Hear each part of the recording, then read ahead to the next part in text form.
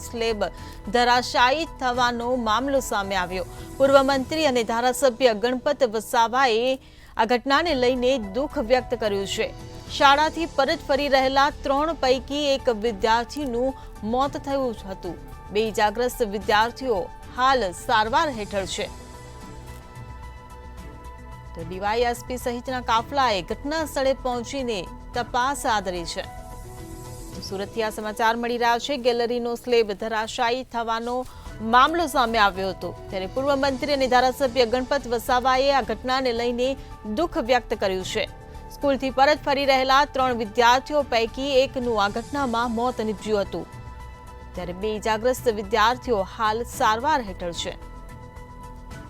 તો સુરતમાં ગેલેરીનો સ્લેબ ધરાશાયી થવાનો મામલો સામે આવ્યો હતો, જેને લઈને પૂર્વ મંત્રી અને ધારાસભ્ય ગણપત વસાવાએ દુઃખ વ્યક્ત કર્યું છે। સ્કૂલથી પરત ફરી રહેલા 3 વિદ્યાર્થીઓ પૈકી એકનું મોત નીપજ્યું હતું। કુસુમ બાબા તરસાડી। શું કરતા મને મારો છોકરો સ્કૂલેથી આવતો હતો તો રસ્તામાં એક જર્જરિત બિલ્ડિંગનું સ્લેબ ગળતા એક્સપાયર થઈ ગયો છે। કઈ રીતે પડ્યું?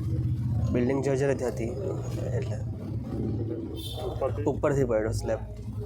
ઈજા કમા માથામાં વાગ્યું, માથાનો ભાગ આખો ફાટી ગયો છે। કેટલા બાળક હતા? 3-4 બાળકો હતા। બીજા કોઈ વાગ્યું? બીજા 2-3 છોકરાને ઈજા થઈ છે।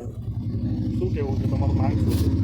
મારી માંગ એટલી જ છે કે જે જર્જરિત બિલ્ડિંગવાળા એ છે તે લોકોને મતલબ કાર્યવાહી થવી જોઈએ આગળ। મારા છોકરા સાથે જે થયું તે બીજાના સાથે ના થાય। આમ તમારું અનંત પ્રમોદભાઈ।